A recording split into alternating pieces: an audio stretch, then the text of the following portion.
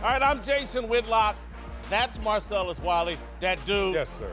Welcome to Speak for Yourself, the most fearless show in sports. Coming up, we'll tell you why the Rockets' obsession with the refs is going to cost them. But we start today with Kevin Durant.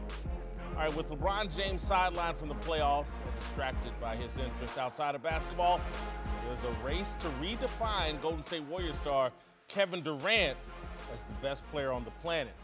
Bulls great Scottie Pippen says he can definitely see a comparison between Durant and Michael Jordan.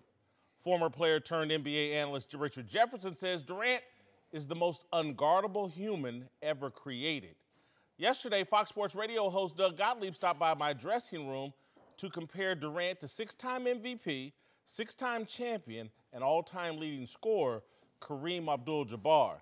Last week, when Durant vanquished the Clippers from the playoffs, Lou Williams gave the best summation of the new perspective gaining momentum about KD. Sometimes you come across special people, and it doesn't matter what you send to them. It's no scheme.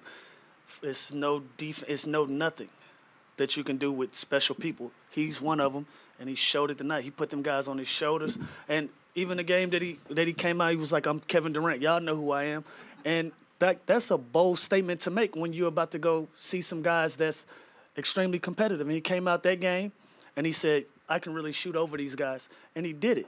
So it wasn't lack of effort on our part. He's an all-world professional, and he proved himself. He proved exactly who people think he is, who he think he is himself, and he did it. And you tilt your hat off to a guy like that. Okay, now it's my turn. Kevin Durant is the smartest player in basketball. He's played a very patient game of chess, while many of us, including yours truly, have evaluated him like he's playing checkers. When Durant left Oklahoma City for Golden State, I labeled him as soft and sensitive. The truth is, his move to the Warriors was driven by his understanding of the game and his understanding of Russell Westbrook. It wasn't soft, it was brilliant. Durant moved away from a dumb, selfish culture to a smart, unselfish one.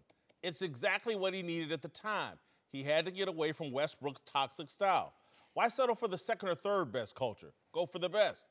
Have you been listening to what Durant has been saying this season, whether he's talking about the fall of the American media business model or the way the Clippers defended him early in their playoff series? Durant routinely sounds like one of the smartest guys in the room.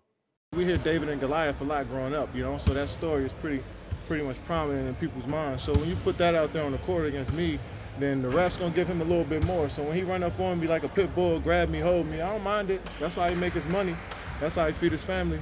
But if I throw something back, then let us play. I'm not gonna get in the way of the game because, I want to have a little back and forth with Patrick Beverly. I'm Kevin Durant. You know who I am. Durant's sensitivity and thin skin are really the sin of intelligence. He thinks too much. He knows too much. He's introspective and self-aware in a real way.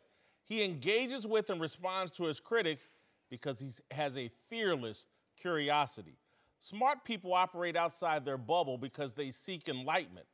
People pretending to be smart create public bubbles, like HBO talk shows, where they engage with sycophants and promote it as authentic, fearless conversation. Woo. Before his career is done, Kevin Durant might outsmart everyone and wind up the true challenger to Jordan's throne. All right, joining the desk now is Fox NBA analyst Iceberg Jim Jackson, and making his Speak for Yourself debut, former NBA champion and Kevin Durant teammate Kendrick Perkins. Welcome to the show. Thanks, Marcellus, I'll start with you. Does KD's intelligence make him misunderstood? Oh, absolutely. And it's not just his intelligence, but we got to think about the people who are truly genius at anything. Usually they take two paths. Either they're despondent, they kind of stay away. Kareem Abdul-Jabbar, like, man, y'all ain't smart enough to even have small talk with me. Out my face, right? Right. Or you dive into it because you really feel like I could always rise back to my level, but let me help everybody else reach their optimal levels. KD takes that and expands it. He goes beyond intelligence, and he gets into a world we call he's too sensitive. His sensitivity is something that I think is really genius. Think about it. Michael Jordan sat up there in his Hall of Fame speech crying about all the little things, all the slights, all the things that got to him that he never wore on his sleeve, but it was his motivation. KD is like, I'm going to wear it on my sleeve. I'm going to attack it in the moment. And I'm going to use all that as my fuel in the moment and expand my greatness. It's amazing how sports is a microcosm of life. And then KD is like, I'm using a life principle in sports. That means if you do something to me, I will have an equal and opposite response. And he does it on the court every single time. And he doesn't get caught up in the little battles. He gets caught up in the big picture, always in mind, while still reminding you of his greatness. Intelligence and sensitivity, we've given it the wrong connotation. It's amazing when KD performs. I'm going to push back just a little bit because I think early in KD's career, and maybe Kendrick can speak to this, he wasn't as vocal, outspoken.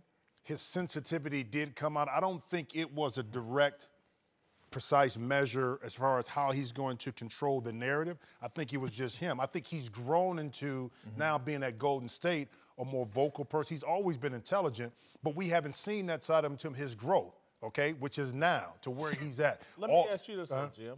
Because I think sometimes silence is the biggest sign of intelligence. When he's young, he's just taking it all in and learning. Now that he's a full-grown man, now it's time to speak. Well, and it's also a wise man listens, okay? Then he speaks. But I don't know if he was, from a strategic perspective, saying I'm going to use this as a platform to later show my intelligence as I get older. Oh, it was strategic, but I'll get to that. It was definitely strategic. I think as he's grown, he understands how to maneuver and utilize that, and now he's speaking out a lot more. And Kendra, you can speak to this a little bit more. Well, he has grown, but let me enlighten y'all on something. When KD was in OKC, he couldn't be KD. He always been intelligent. Ever since I got traded to the Thunder in 2011, KD has always been an intelligent human being. He knows the game of basketball. He knows things that goes on in the world. He is really, really smart. He left OKC and he was able to be KD. He was able to be outspoken. And there's no knock on the Thunder organization, but they mimic the Spurs organization. Sam Presti grew up under Greg Popovich. So their culture is a lot different. They run their organization the same way. And so when KD left to go to Golden State, now y'all able to see KD speak out and say different things and go about handling things the way he need to handle it because he's able to do that. He has the freedom now. And the freedom to be Kevin. I like that point. He's Greg Popovich controls everything. Sam Presti and these guys trying to mimic that. Yeah, I mean, I think this was really a calculated response from a guy who walks into the room, first must read the room, understand the dynamics of it, and that's intelligence as well. When to apply pressure and when to stand back and let others do it. And we saw Russell Westbrook and how he was maniacal in his way of playing the game, and Kevin Durant kind of played the 1B of that. But you know what? He also came out in April of 2013 and said, I'm tired of being second. Oh, yeah. And when he said that, it was quote after quote of why he's tired of being second. What happened the next year? MVP. Only MVP he's ever had. After that, I wanted a change in culture and style of play. Then I went out to Golden State, 2-time Finals MVP. Like, all of this stuff is not just happening by coincidence. This is correlation to a person that says, you know what? Now it's time to hit the gas, and he's doing it. And as a friend, I was mad at KD about going to Golden State. I couldn't understand it. I thought he was going home to D.C.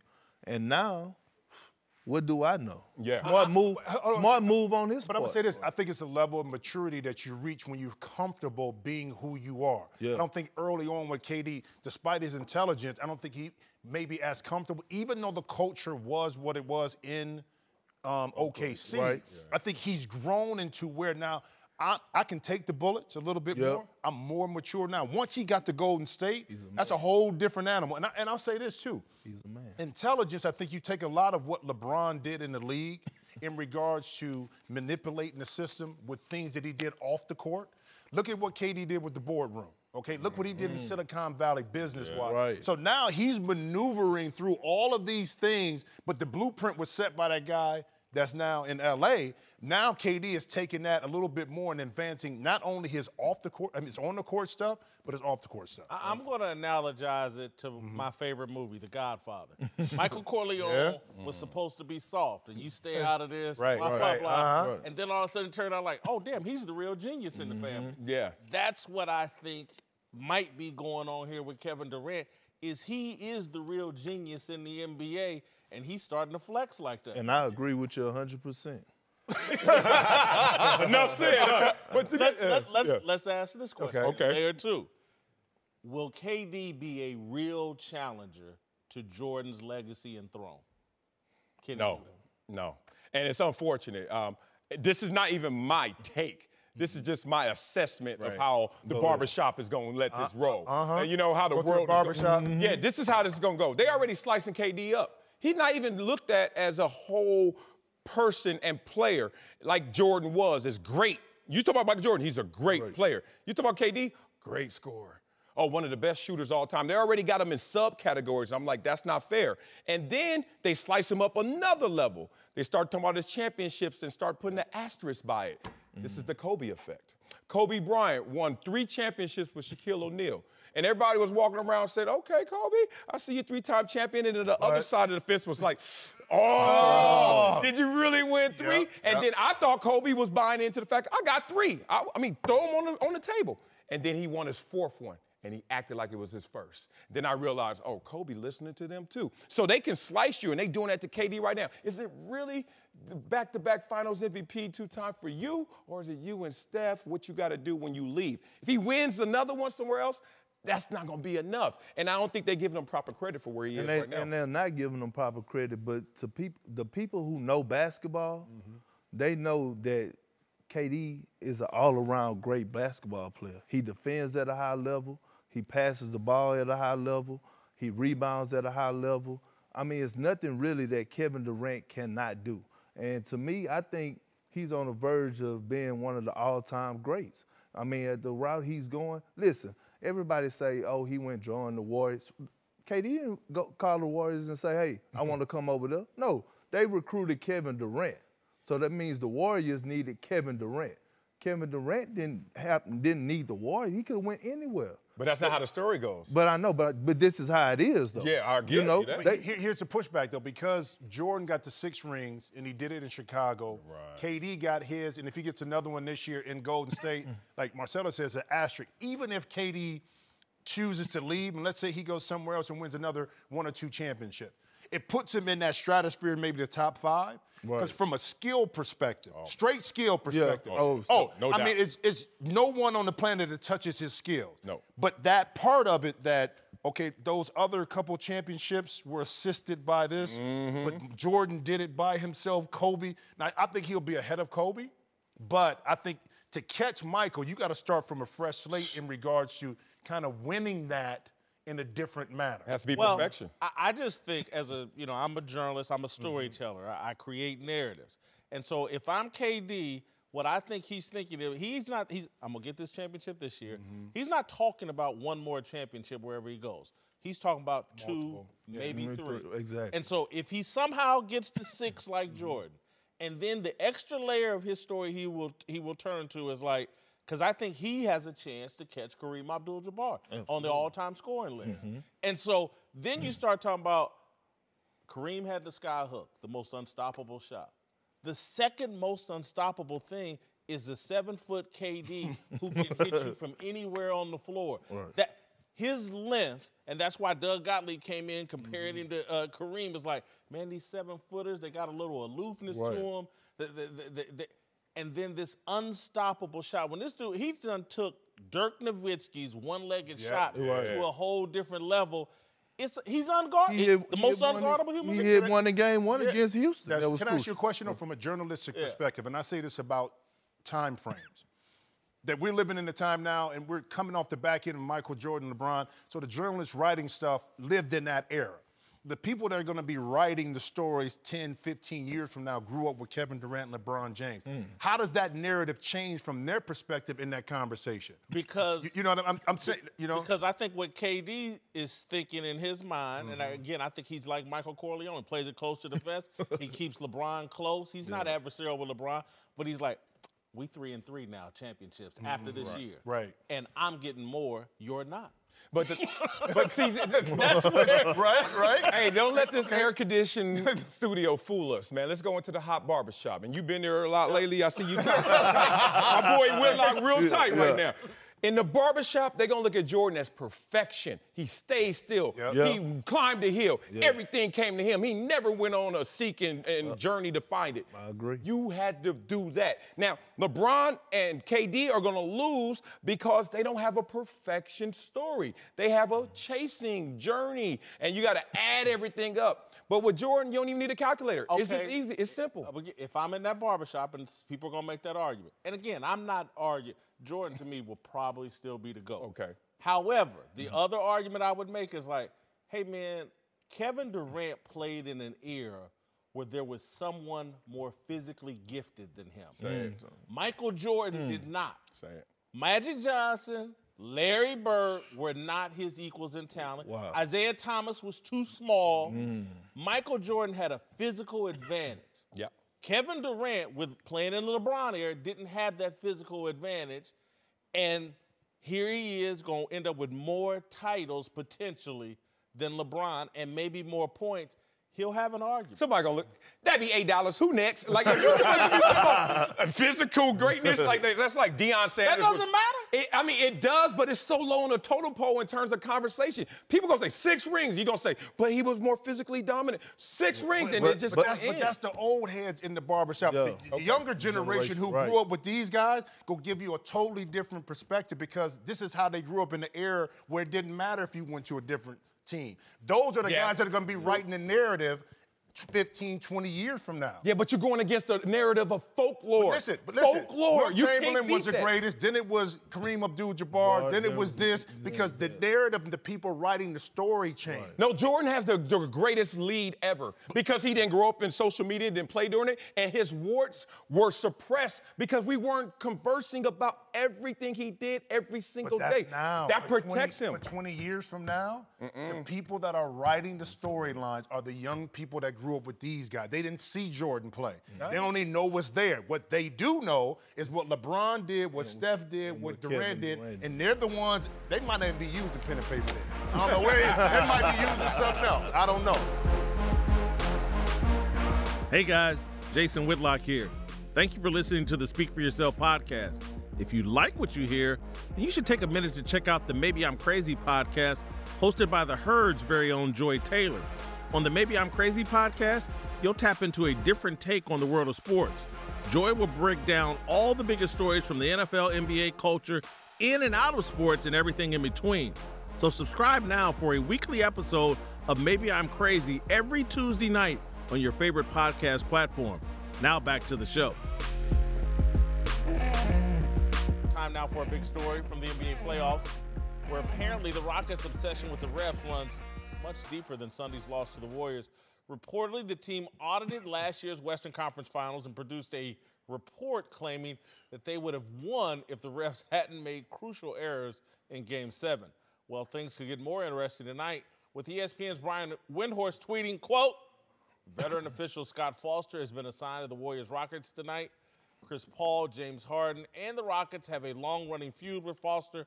He hasn't worked a Rockets game since February when Harden was fined for criticizing him after fouling out of a game in Los Angeles. This whole scenario reminds me of the 2006 Dallas Mavericks versus the Miami Heat NBA Finals. Mark Cuban and Avery Johnson got obsessed with the officiating, and Dwayne Wade took them to school. I wrote a column then called the Cuban Whistle Crisis. Nice. That's what we have going on here. The Rockets are America. too obsessed with officiating. Yes. Play your game. Damn. Cuban whistle crisis? Yes. Major, I got one better, though. I got one better. All right. One, all this complaining will have an impact on this series. Let's just say that. When you're in the playoffs, it's do or die. You got to go for broke. Don't be too cool for school, and don't give a damn how it looks to those outside. This is a do or die circumstance. This is nothing but Phil Jackson philosophy 101. You know the coach with the most rings of all. You know why he has the most rings of all? Zen master, because he figures out moments like this. By putting this public pressure on the officials and all this conversation about the officials, only 2 things can happen. Either those officials come out there in game 2 and double down on being wrong, or they change their ways. And Houston's like, thank you. So Houston has put the Phil Jackson pressure on them. I'm telling you, no article written, Whitlock, but I'm telling you right now, it's going to work in Houston's favor. I think the difference is the issue Phil did it subtly in the media, and again, at the time, he didn't support it with documentation like Houston did. Now, Morey is an analytical person, so trust me, he's in the room breaking down the film and saying, this is how we're going to do it. My thing is this. I think it plays into the hands of officials being more critical over or their judgment calls early in this game. Both teams got to watch out for because it could go the other way. I think the first 3 to 5 minutes are going to dictate exactly what happens in this game. The judgment calls, the block charge, is going to be in effect. Okay, I think they'll be called closer. I think the traveling calls a little bit more. Ticky-tack, you saying. And the hand checking. Little stuff like that are going to be called a little bit closer because they can't give Golden State the advantage, as it look like, and they can't go to the side of Houston. So if I'm Golden State and I'm Steve Kerr, you know what I'm saying to my team? Whatever call the official makes, don't say a word. Don't say right or wrong. Just play the game. Because right now, it's too much pressure put on these officials to try to make the right call. And if you come out at the beginning of the game and start to contest everything they call, it's going to be some issues later on. Well, what Scott Foster doing the game today, the NBA know what they was doing anyway. It's not going to be any complaining. It's going to be zero tolerance from the jump. Exactly. So the first team or first player, coach or whatever, to say something, they getting teched up tonight. I could guarantee you that. Second of all, let's stop crying about this. I mean, the Rockets keep crying about the non-calls. I could recall several times that KD shot the ball and he couldn't land. Guys were under him, you know, and he didn't cry about it. The Rockets had several opportunities to win this game, and they should have won that game. Golden State played horrible. They had 20 turnovers, 15 unforced turnovers, and the Rockets should have won the game. They lost by 4 points. Clint Capella called I won't go to State, and didn't show up. P.J. Tucker didn't give him nothing. Like, come on, man. Accountability is everything. And where's your mental toughness? Doc Rivers always told us, hey, listen, Perk, I don't mind you getting all the texts you want in the regular season. In the postseason, I need you to cut down because those points add up and it could cost us the game. Also, don't leave the game in the officials' hands. Go out. You've been resting for 5 to 6 days while Golden State was playing the Clippers. You flew into Golden State early and disrespected the Clippers and said you flew in while they was playing and disrespected the Clippers anyway. Why wasn't you rested? Why didn't you come out with more energy anyway and blow Golden State out? They played horrible. You should have won by 20, and you wouldn't be complaining about the officials today. Marcellus, again, and I think you guys are all athletes. I'm sure your coach told you, control what you can control. You can't control Scott Foster and the referees. Now, you can put pressure on them, and right now Scott Foster is trending over Twitter, and to me, that's crazy. It is. That's the worst thing. The NBA doesn't want it. It's just like I said yesterday. At the end of the day, this is a television show, and they want good TV, and that's not James Harden sitting at the foul line 20 times tonight. Hey, but complaining about the officials is controlling what you can control because they're human beings. They can't be controlled. Look, the whole psychology about being self-conscious, someone's, hey, Whitlock, you got something on your lip. The reason I can say that, and you be like, nah, and then you be like, cool. 5 seconds, like you like. You go right there. I feel something. It's a beautiful psychology where once you put someone on notice, they either have to do the same or they're conscious of doing different, and that's all they're playing. Both teams, let's give them credit. They know that you win some, you lose some. You get some calls, so you miss some calls. They both know that. But who wants to play the game of intelligence, the psychology, Zen master? Who wants to go out there and make him trend? Because now when he comes out there, will he swallow his whistle? So listen, my question is, if you Golden State, if you Steve Kerr, and you telling Steph and Clay to shoot, you telling them to do the same thing? I am. I'm going to see how it works. So I would tell them to play your same game because the officials either going to adjust to it or not. Play your same game. Now, this is where I think the NBA made a mistake. On the 2-minute rule when they let out at the end of the game, after the game, the calls that were missed. Because it gives relevance right now for a team like Houston to go in and say, well, the NBA said they missed these calls. Okay, now that puts the officials in the back. I know you want to clean it up and make sure that there's no, favoritism, going on. I know you want to show it, but you can't do it this way because it puts too much pressure on the officials. Plus, it gives the team that was in the negative in regards to maybe missed calls, more ammunition to come back and do what they did right now. But see, and then that goes to show the separation between James Harden and Kevin Durant. Because when it was down in the stretch under 7 minutes to go in the game and the game was close and it was a possession game, KD took over. He didn't need the refs to help him out. He took over down the stretch. Steph hit a crucial 3, but KD took over. Okay, James, on the other hand, on the other end, he could take over because he needed the help of the officials. KD didn't need the help of officials. He went out there, put the team on his back, and scored down wherever he wanted to. And James, he was crying for the fouls, and that's the difference between.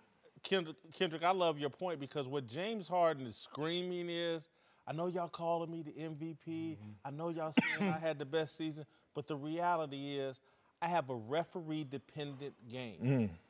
Kevin Durant, LeBron James, Kyrie Irving, they can go get it regardless of what the official's doing. Me, I got to have some assistance. That's what he's screaming, and it's just wrong. Look, Steph and Klay came into that last game banged up, didn't play well, and you didn't go get it. You got your trips to the line. I think he shot 14 free throws, more than he shoots in the regular season. You didn't get it done. It's an insecure thing that they're doing, and they're screaming, just like Mark Cuban and the Mavericks did in 2006. We can't do this on our own. We're looking around for the officials to help us out, and it's an insecure play. That, to me, gives Golden State confidence and undermines the confidence of Houston. Okay, well, I wouldn't go as far as insecure for me because there is gamemanship that always occurs in sports, and when you rely on it as a crutch and it's taken away from you in a moment, you need time to self-correct. Case in point, we're in the trenches. We play D-line, offensive lineman. They hold on every play. Now, if you get into a playoff game and the official's like flag, and you're like, wait a minute, these grippers been working for 16 games, and now you know that lineman is going to struggle for a minute, right? And we don't have a playoff series, so it might just be game over for that guy. I'm with you, Jimmy. I'm not liking the NBA's transparency without consequence in the last 2 minutes. You can't have words without actions. Stop telling me you got it wrong. I need some results to change, or else don't even be transparent, because it's without merit. It's without base. And if I'm petty, if I'm Bob Myers, and you want to talk about reviewing tape, I can be very petty right now and say, you know what, Chris Paul shouldn't be playing. The inadvertent contact he had with the official. You want to talk about letter of the law? You made contact with an official, you get fined, but guess what? You can't play the next game. I can be petty. So pick and choose your battles, Houston, when you talk about reviewing stuff and things Jimmy, not going your way. That was a makeup call. That was a grand makeup call. We ain't gonna kick him out because we know we messed up. But understand, I can push that narrative if I'm Golden State. True. Okay, but I'm not. But that's why you walk that thin line when you start talking about making these complaints all the time, how it can affect you. Joined now by Fox NFL analyst Mark Schlereth. Let's move to Kansas City, where reportedly Tyreek Hill could be placed on the commissioner's exempt list this week, which would suspend him from all NFL activities indefinitely. Whatever happens with Hill, it seems likely that Patrick Mahomes will have to make do without one of his top receivers as he tries to follow up on last year's incredible MVP season. All right, listen, we don't want to make light of the issues surrounding Tyreek Hill, but we do want to talk about the football. We'll find out what's going to happen to him criminal-wise later. But football-wise, to me, it looks like he's going to be out for the year if Adrian Peterson misses a year. And I just don't feel the same, just as a Chiefs fan, you take away Tyreek Hill, I don't feel like this is a Super Bowl favorite or even a Super Bowl contender this year. Tyreek Hill has a Randy Moss-type impact. Not quite as good, but type impact on an offense. I just don't see how they can replace that. Super Bowl favorite? No. Super Bowl contender? Yes. Still in the mix. Kind of in the pack now. Chargers. We saw the Chargers go out there in KC Arrowhead late in the season to beat this team with a Tyreek Hill. You take him away now, what's going to happen? You talk about the Patriots, obviously, Texans, whoever else could be in that mix, but they're not the favorites. They're not number one anymore. And it's exactly what you said. The Randy Moss effect. I remember playing against early Randy Moss when it was a little unknown and you had miscalculations of his speed. Like you thought he was fast and then you realized what fast really was. And Randy Moss was able to take the lid off of our defense. We had a defense one time up 3 points against them in Minnesota called Prevent Plus, which is not only are we back, we way back. Like, we in the stands. Like, we defended from the stands going forward. And we knew Randy Moss was going to either run his post or he's going to run his streak. He ran his streak. And we were back 30, 40, 50 yards, it seemed like, and he still ran by everybody. Watching Tyreek Hill live, and you can see the energy, the presence, and the effect it has on the secondary. Just him just running around. Everyone is now consumed with that guy, which opens up spacing for Travis Kelce, the running game, everything else. Yes, it's going to be a domino effect, but I still think they're in the mix. Yeah, I don't think they're a Super Bowl contender without him. He is the most shocking athlete in the National Football League. Talking to Wink Martindale, defense coordinator of the Baltimore Ravens, said he is the fastest. He goes, I've been doing this for a long time. In pads, he's the fastest player I've ever seen. And quickest. Yeah, he's Yes. shocking. You know, when you talk to players who played against Randy Moss, they'd say on film, you'd convince yourself during the week that I could run with him, right? And because he was so smooth and he was so fluid. And then he goes, you'd line up on him, and within 2 steps, he's 3 steps by you. And you're like, oh, my Lord. Yeah. Tyreek Hill is that guy. Now, not only is he that guy, but think about this. Think about him motioning across with a jet sweep motion. You fake the handoff. Everybody on that side of the ball, defensive end, outside linebacker, safety, they all hesitate. There's no constriction. Then you hand the ball down the middle. That's a 5-yard gain with a cutback, makes it 8, 10, 12 yards because nobody constricts. He opens up lanes in the running game. He's in the screen game, you've got to account for him. In the jet sweep game, you've got to account for him. And I could show you dozens of plays where Patrick Mahomes carelessly just throws the ball knowing that Tyreek Hill is streaking down the middle of the field somewhere and saying on a 4th down and 9 play when Baltimore had them beat, Playoffs, you know what? yes. He threw it down the middle of the football field and said, go get it, big fella, or little fella. This guy. And he went and got it. Like, he is the most dynamically gifted athlete in the National Football League. And you can't, Sammy Watkins, I don't care who you got. They don't replace that. How does it impact Patrick Mahomes individually? MVP season, 50 touchdowns. I see without Tyreek Hill, those numbers have to come down to me. Well, I think they were going to come down even with Tyreek Hill. I mean, to go out there and have repeat 50 touchdown performances was going to be a difficult task because now there's an entire body of film on you. They were going to try and defend him differently, but he throws darts. Like you said, constriction in space, it's going to be tighter windows. But he throws darts. Like, he doesn't just have the deep ball, but the accuracy that you need, the mobility to extend plays. It will have an effect on him in terms of the numbers. But I still think that he's going to be an MVP caliber quarterback. It's just the fact that now you're going to have to use weapons in different ways, and you're not going to have the guy that takes the lid off. Here's the interesting thing about Patrick Mahomes. It's something I call offensively a 70-30 league. So 70% of the time you're on schedule. 70% of the time you drop back, you throw the swing pass, you throw the bubble screen, you throw the slant, you hand the ball off, right? 70% of the time in the NFL, you're on schedule. And Patrick Mahomes is as good as there gets, man. Manipulating safeties, understanding where he wants to throw the ball, he's great. Accurate, like you said, big arm, all those things. Here's where it hurts. The 30% of the time when things break down. Yeah. Because in the 30% of the time when things break down, you know where the ball went about 70% of the time? The 30% it went to Tyreek Hill. Right. He found it. Remember the left-handed pass? You know, remember the little boom, you know, sidearm stuff? It was the off-schedule broken plays that all of a sudden became crazy touchdowns. That was, you know, that accounted for chunk yardage. Like anytime you get into an NFL game, if you can get 4 or 5 chunk plays, 30-plus yard plays, man, you're going to have a chance to win that game. You're going to have big-time chances to win that game. That's what that kid did. And that's gone.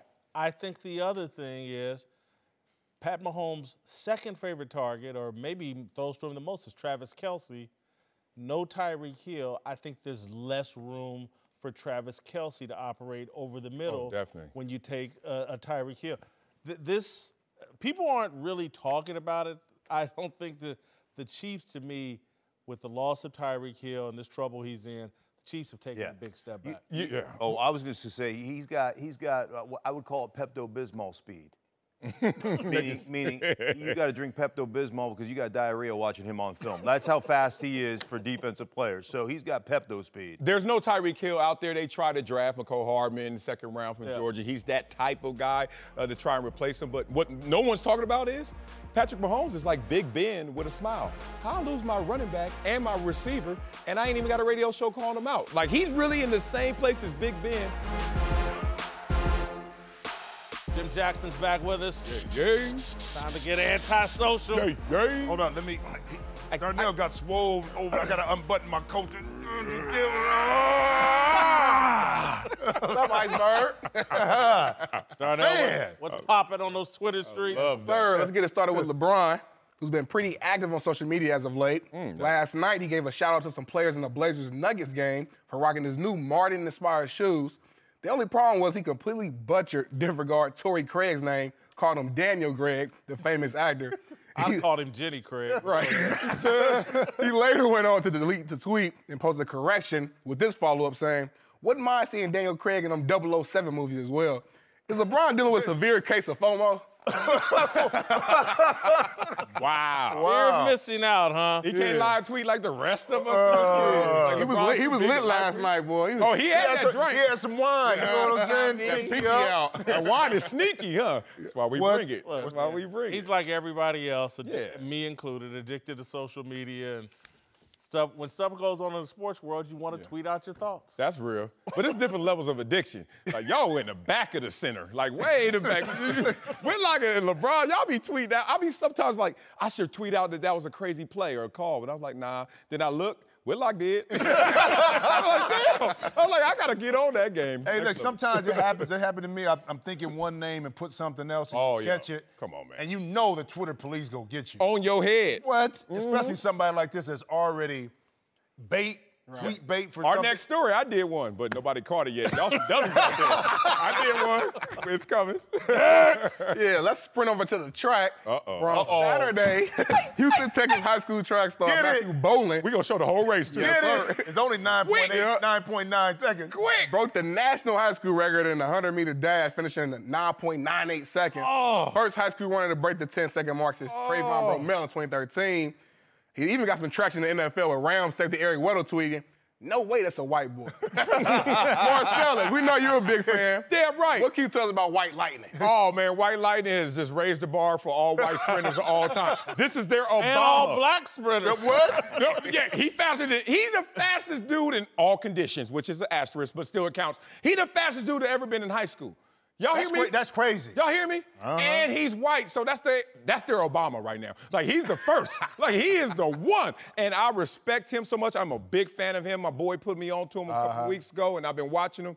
He's next level, man. 46 in the 400, 20.5 in the 200. And this is the first 26 jumping. I mean, long jump. 26.8 in the long jump. All in, going to Georgia next year. You know this was his first year running 100, though. Yes. So I looked up. I was looking at it because my guys grew up as track guys. So I'd love to.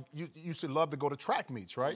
So watching this, and I was just kind of just reading it through. I was like, oh, this boy got a little swag too. Got something to him. He got an award on stage, and he kind of caught the award and walked off. You know, and it's a track dude. This ain't no hooper football player. It's a track dude with swag. I was like, dog, we had a coach. I ain't gonna call out my coach because this is on the line. Every time we had camp, he would look in the line of the running backs and DBs. If he see a white dude, he'd be like, "What you doing over there? You know that's the wrong neighborhood for you. You know you ain't over there with them brothers. You run a 4.4." And he was a white coach. And he used to always clown the white guys. Respect for this brother. Respect, baby. Deion Sanders said he can run. Oh, no, yeah. He can run. All right, man, let's move to the gridiron. Where last month, Clay Matthews signed with the Los Angeles Rams after playing in Green Bay for almost a decade.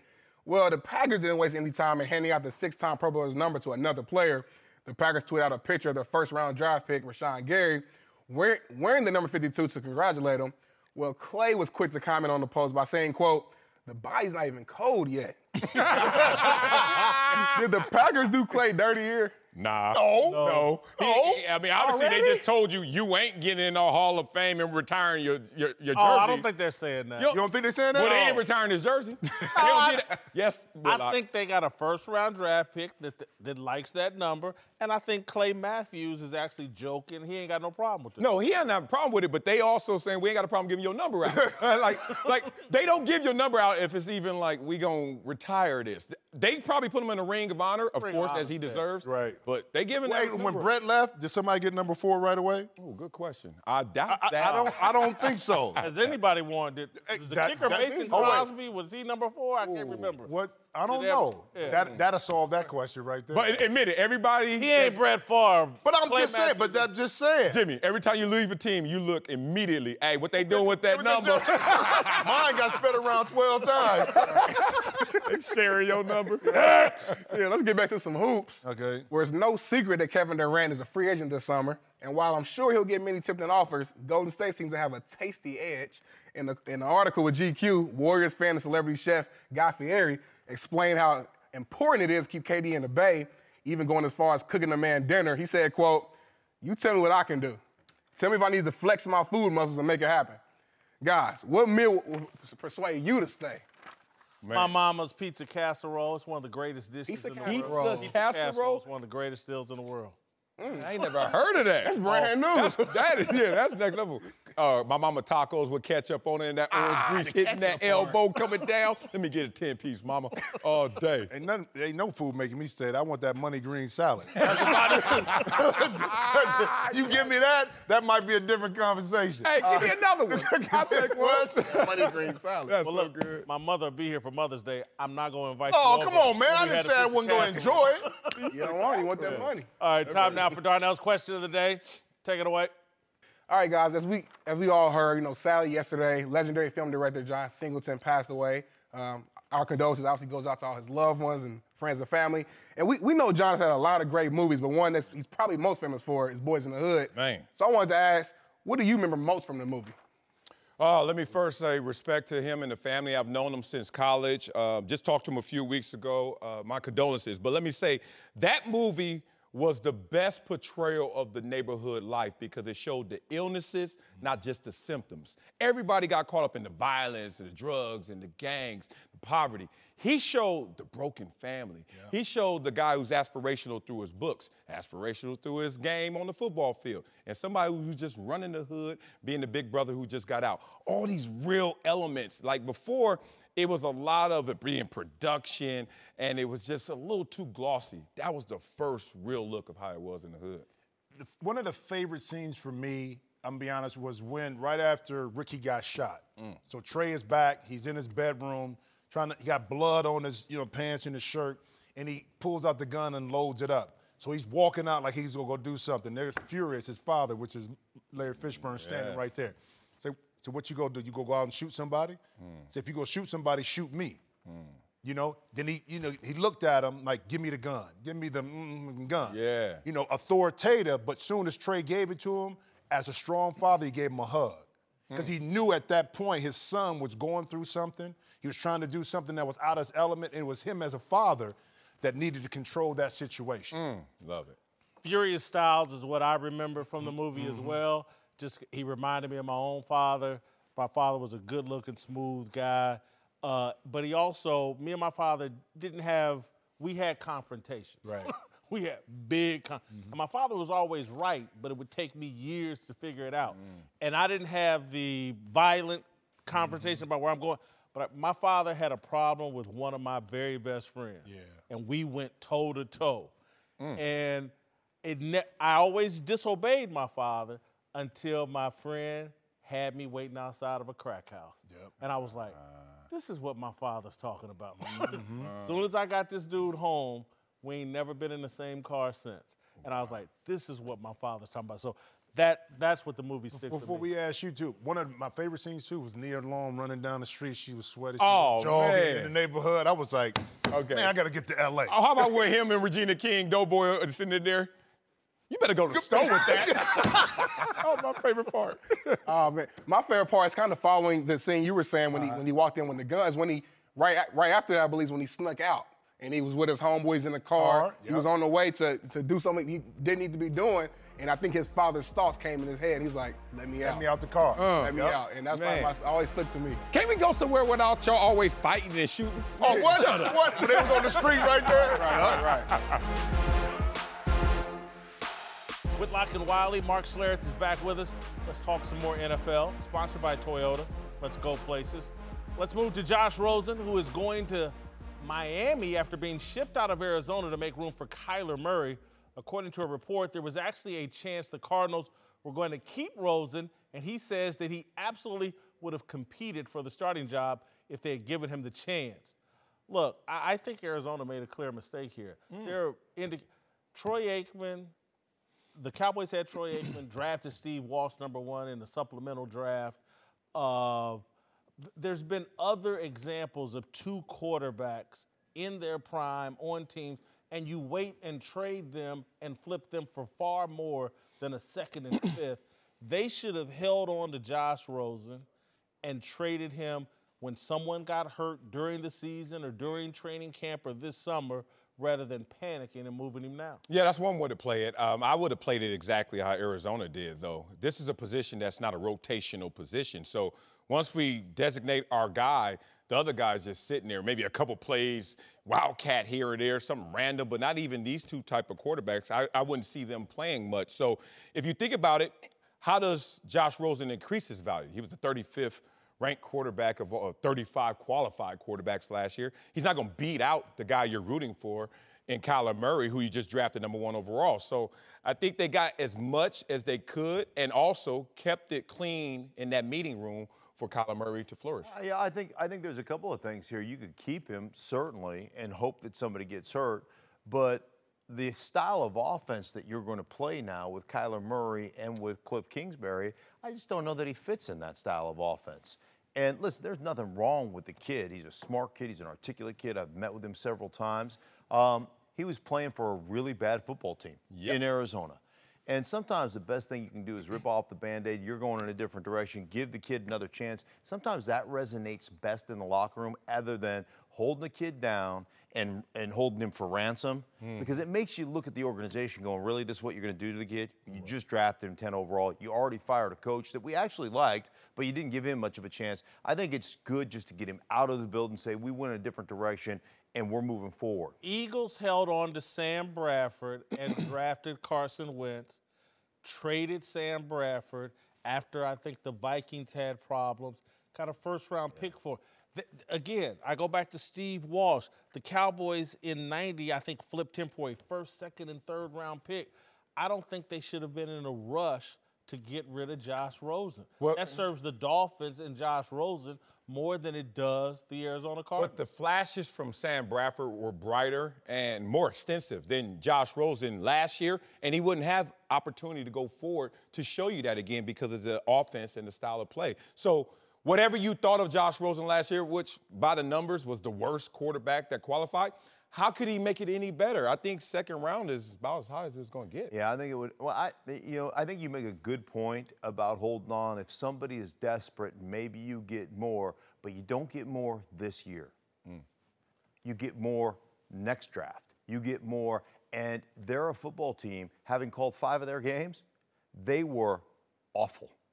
And so for them, they're looking at how can we get more dynamic now? We got a different quarterback. We're going in a different direction. How can we get more dynamic now? They got a 2nd-round pick. They turned it into that Isabella kid, I think is his name, that can flat run. So they're looking at, we've got to build now. If you're general manager Steve Keim and you went through what you went through the last year and your team was that bad, listen, you're fighting for your general managing life right now. And so that's the direction they went in. And let's not make light of you get a 2nd-rounder and a 5th-rounder on your squad going forward versus respectfully a dead weight backup quarterback because he's not going to get opportunities out there. So you get some personnel. All right, before we go, I'd like to say a word or two about Kyler Murray and a story written about him by ESPN's The Undefeated website. The story is headlined, Why Kyler Murray will face more pressure than most #1 picks. The author, Jason Reed, rather predictably pointed to race, writing, Murray, however, will face an additional level of scrutiny. The fact is, he's on a path few black men have the opportunity to travel. At this point in the article, there was a musical interlude by the Fisk University Jubilee singers, Swing Low, Sweet Chariot, coming forth to carry me home. Since 2007, there have been 9 quarterbacks selected #1 overall in the NFL draft. 5 have been white, 4 have been black. As it relates to the NFL, when it comes to quarterback, it's no longer 1978, the year Hall of Famer Warren Moon went undrafted. You know why I know this? Because Warren Moon says so in the very same undefeated article that tries to paint the picture that Kyler Murray just landed on Plymouth Rock and has applied for the job of local sheriff. Here's what Warren Moon had to say.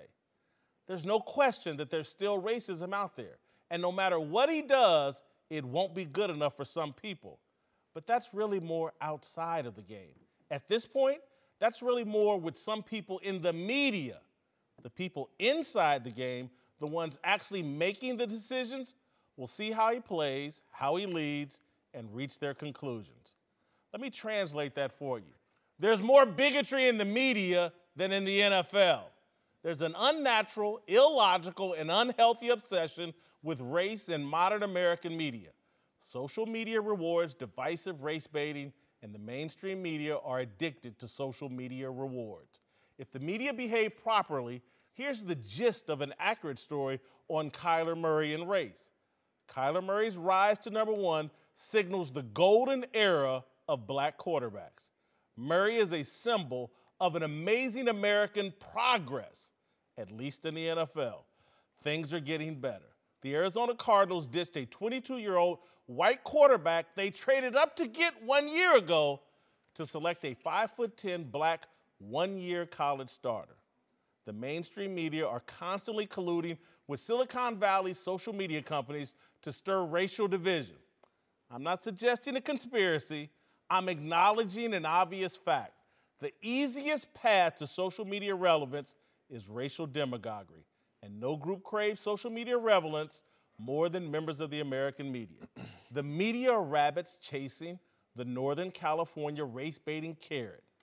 In pursuit of 1 million followers, former CNN host Soledad O'Brien has followed 452,000 people, tweeted nearly 70,000 times, and litters her page with this kind of race baiting. If we were still playing this game, he congratulated the white guy who's the #2 draft pick, but not the black guy who's the #1 draft pick. O'Brien is using race to troll our president. She's hoping to ride that social media wave and be the next Jamel Hill. It's a formula that always works on Twitter. O'Brien received 18,000 retweets and 70,000 likes. She's beyond thrilled. The extra pressure on Kyler Murray and black quarterbacks isn't from the NFL, it's from the American media, intent on using them as tools to increase social media traction by dividing Americans along racial lines. Whitlock and Wiley, Jim Jackson, and Kendrick Perkins are back. Let's move to Oklahoma City, where Russell Westbrook rubbed a lot of people the wrong way down the stretch this year, with several dust-ups with the media to go along with yet another early playoff exit. Now even people within the Thunder organization, like General Manager Sam Presti, are acknowledging that Russ's behavior might need to change. I'm not going to let 11 years or 10 and a half years of his contributions and performance be completely overshadowed by a couple pretty tough months, okay? And so we talk about those things.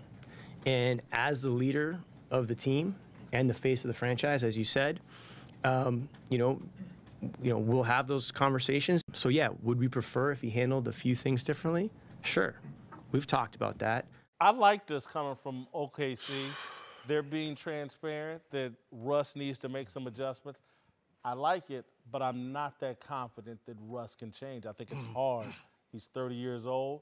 He plays basketball with an angry spirit. I think it's the wrong spirit for a point guard. I think it'll be difficult for him to change. I'm extremely confident, just based off of watching and witnessing him the last few years. And it's funny, like, in your teenage years when you go through your growth spurt, there's always someone who says, I didn't know you were getting that tall because I see you every day, right? We see Westbrook all the time, but we don't notice his growth. Year one without KD, goes out there, wins the MVP, right? Balls out, takes it on his shoulders. Year two, Paul George comes in the mix. Okay, first year playing with you, but I'm an MVP. I'm trying to figure this out. Year 3, this year, he deferred. Paul George was the MVP candidate until the shoulder, and then all of a sudden, Westbrook was like, all right, I got you, big dog, till you come back. And he never fully came back. Next year, they're bringing back Coach. They're bringing back these guys collectively. I think you're going to see continued growth from Westbrook. I agree. I think Russ, he's matured a lot.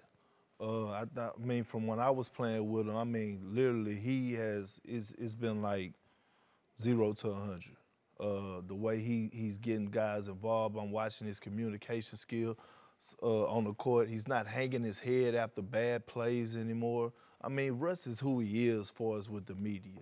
I don't think you could change that. His swag, the way he comes dressed to the game, the way he approaches the game. You know, they had a write-up about him, you know, with his dad say, your only friend is Wilson, meaning the basketball, when he step on the court. And he has kind of went away from that, and he's trying to be a leader. Some people are born with natural leadership skills. Some people just don't have them for his on-the-court leadership skills. Just because you're a point guard don't make you a leader.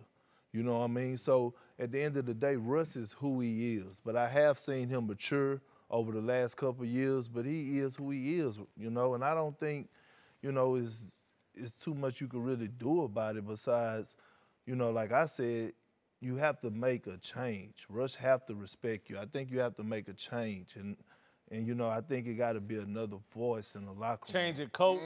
That's my thing, because Russ keep getting the blame, and it's not all Russ' fault. Billy Donovan has to get blamed in this situation. He lost the 3-1 league in the Western Conference Finals. He done lost 3 years in a row in the first round, and nobody is saying nothing about Billy Donovan. If there was anybody else, Jason Kidd lost his job.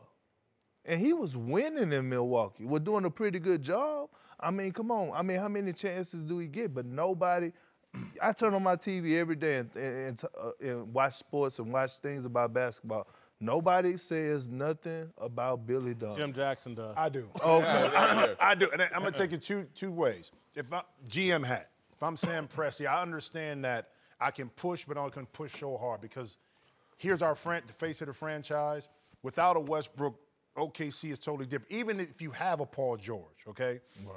I think you got to be careful because they know that in OKC, building a team is more difficult there. Mm-hmm. So you have your superstar in place, so we got to walk a thin line. And Westbrook understood that when KD left, that he had the opportunity to have leverage. Mm. And to your point, Ken, and I wanted to pose it to you because you were there. Okay. I've always said that players want to be coached by people they respect, somebody in their ear. That with Scotty Brooks and with Billy Donovan, no one has ever held Russ accountable that he really trusted, that he had a voice. And for somebody that played with him, I get pushback all the time. Me. That right here about Westbrook that he can't. Is Donovan's biggest supporter. But that doesn't matter. But here's my thing. Do you think he would be a different player if it was a guy in that first seat, the head coach? Like a Monty Williams. Like a Monty Williams that held him accountable and that he really respected. I do. And I think it's almost like you raising your children. You know what I mean? You tell your kid, hey, don't touch that stove, and he burn his hand, right? Or you tell your kid, don't go across. You give him as much leash as you can. But with Russ, they gave him so much leash that you can't pull it back. It's like walking your dog, you can't pull it back. So you have to me, it's time for a change, in my opinion. And you have to bring somebody in that locker room that's going to hold Russ accountable, that he's going to respect. Preach. And that's Why is Westbrook his biggest public supporter? He seems to be. That's the smokescreen? Because he don't want to be known as a coach killer. No, I think it's deeper. I mean, we're all guilty of this. Your favorite teacher in the moment is the nicest, easiest, the one that gets you away. When you look back, you be like, the one that was strict, taught me those things. And Westbrook, in the moment you ask him, you're going to love him. But he needs more. Right, so let me ask y'all this. So during the series of OKC and Portland, right, I tweeted out and I said, OKC needs to dominate the paint. Portland don't have any shot blockers. Ennis Canada is a liability defensive, but excellent offensively, right? OKC made no adjustments. They kept shooting threes. They didn't get Russ on the block with Dame guarding them. They didn't post them up. They didn't get nothing going to the basket. Okay, cool. They lose the series. What did Denver do last night? They punished Portland in the paint. They punished him. They gave him a heavy dose of Jokic. Yep. Millsap was in the paint. I mean, they punished him in the paint all day long. Why can't I blame Westbrook for that in terms of Steven Adams is a guy that I think has got a lot of upside. He do. He's one of my top 5 centers. And they never feature that. But what are you coaching for, though? I mean, at the end of the day, if you see Russ not calling the play, why you don't call the play? Drop the mic. Uncle Jimmy's here. Thoughts so far on the show? My thoughts is, once again, it's just a pleasure for y'all to have me. It's a pleasure for you to have me. All right, let's get on to it. Let's get with the dummy of the day. Yeah. It's what? Big dummy of the day goes to whoever this is that is determined to keep thinking that America cares to hear a Whitlock. That's the big dummy of the day. What's wrong with Whitlock? Hey, what's right with it? You don't like long-form media anymore? What's wrong with Whitlock? Here's a highlight my dog. from our discussion earlier about Kevin Durant. Knowledge is king. Kevin Durant is the smartest player in basketball. He's played a very patient game of chess, while many of us, including yours truly, have evaluated him like he's playing checkers. He goes beyond intelligence, and he gets into a world we call he's too sensitive. His sensitivity is something that I think is really genius. All right, Uncle Jimmy, you still got your tag on your suit. Broke. Say it again, and I'm just going to stay on here till I get a contract. Now, Nordstrom's return you have package. a take on Kevin Durant. I darn sure do. Man, let me tell you something. I'm going to start this off again. I told you before. Uncle Jimmy's a heartbreaker, a love maker, a no-ish taker. And just based on that alone, this is why I say we need to have an Uncle Jimmy log. That's what we need. Okay. You have a point about Listen, Kevin boy, don't you raise your voice at me. Go ahead. Let me tell you something. Yeah. Kevin Durant joining the Golden State Warriors. Kevin Durant joining the Golden State Warriors is the equivalent of Johnny Gill joining New Edition. Oh, here you go. Going here? Yeah. Keep in mind, now you say he's the smartest player in the game. That could be true. I'm telling you, Johnny Gill might be one of the most smartest players in the game from New Edition. Keep in mind, hold on, roll with me for a minute. Help me. New Edition already won awards before Johnny got there. Cool it now. Cool it now. Telephone Man. Yeah. Candy Girl. Yeah. Just like Golden State. They all won a couple of awards. They had their characters all picked out. Mr. Sensitivity, like you said. Yeah. That was Steph Curry. Ronnie DeVoe. that was Klay Thompson. Okay. Andre Ugly Dollar. That was Michael Bivens. And then, of course, Draymond Green was that crazy-ass Bobby Brown trying to mess everything up. But it wasn't until Johnny Gill arrived that New Edition got their legitimacy. What? You know, it's the same thing, the transformation that KD gave Golden State. You know, that's when, that was when they, these are the things that change boys to men. Remember, everybody liked Golden State. What was they called? Them little cute little beige brothers and their little style of play. Right. Hey, remember now, Johnny Gill, you know, what'd he do? You know, he went on to form him, but he left New Edition when they was on top and went and formed their own little group called LSG, called, had the late, great Gerald Levert, Johnny Gill, and our very own Mr. Beef Sweat. That they went on to hit the charts. Hold on, you left somebody out of the Golden State deal. Who's Boogie Cousins? I'm glad you brought that. Oh, that's Biz Marquis. What? New Edition. He wasn't in New Edition. Yeah, exactly, but he tried to join the group. He wanted to be in there. Oh, that's cold. And everybody loved him, but he couldn't sing. You know, they up here, can you stand? And he talking about, yo, got what I need.